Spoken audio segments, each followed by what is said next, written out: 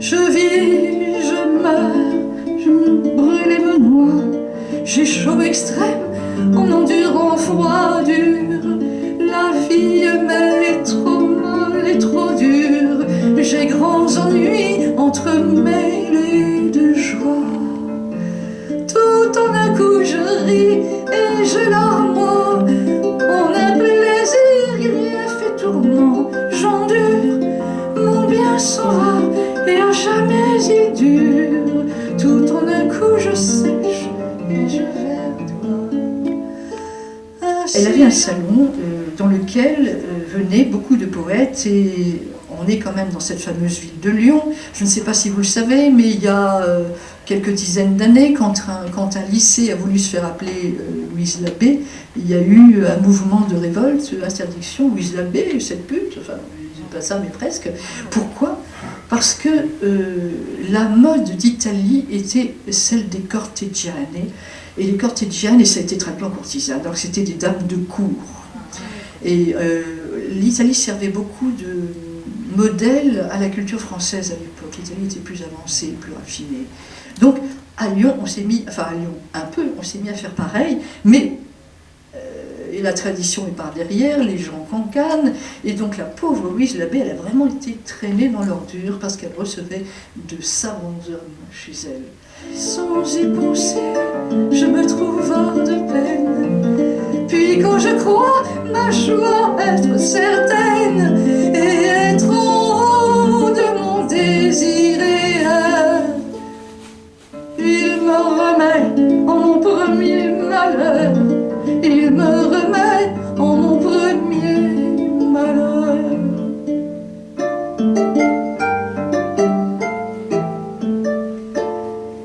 Christine de Pisan est une espèce d'ovni. Quelqu'un a dit c'est quelqu'un qui s'appelle Pierre le Pape, a dit une très belle phrase. Il a dit « Notre premier homme de lettres était une femme ».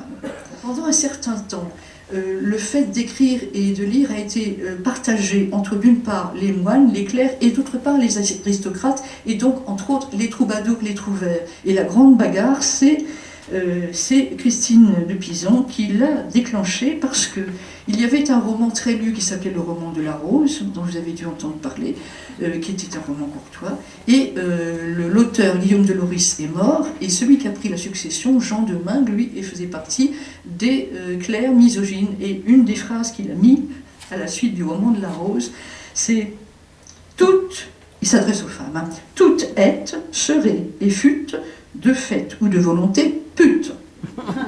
Évidemment, Christine s'était pas supportable. Alors, elle a déclenché une grande bagarre, et en fait, elle a eu des partisans des deux côtés.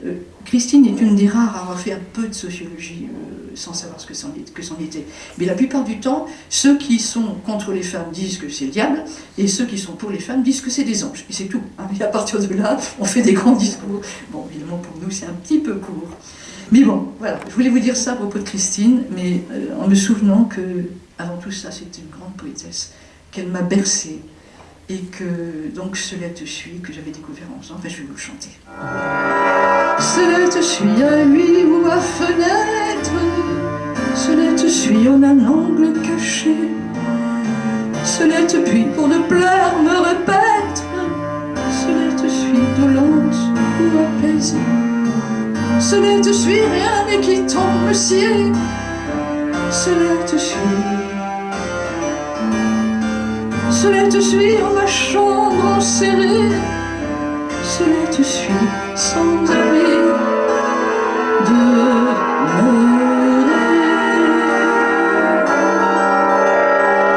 Marie de Brabant, tout ce qu'on sait d'elle, c'est qu'elle a traduit une partie de la Bible, et puis qu'elle a fait un discours invraisemblable qui s'appelle « Ô bonboncière ». Et ce discours est invraisemblable parce qu'il est d'une colère.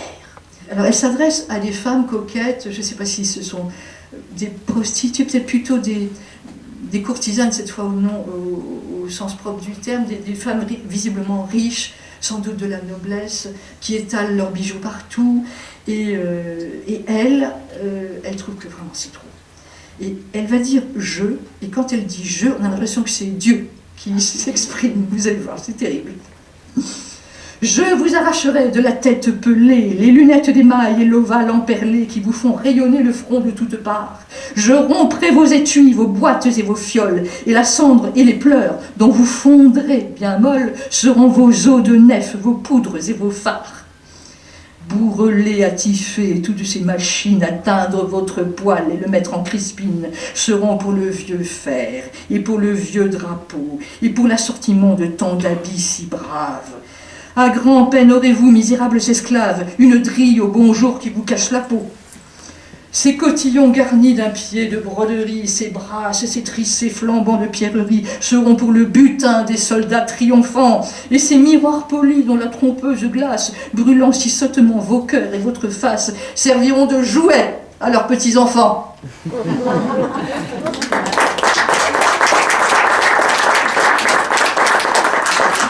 Vous vous rendez compte si c'était un homme qui avait écrit ça? Non.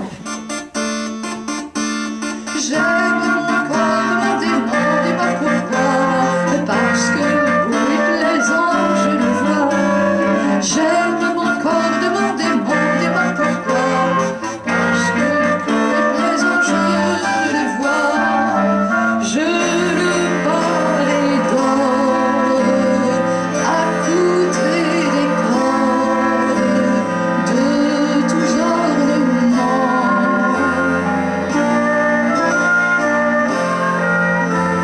Je le pas effade, remire et regarde, voir à tout moment.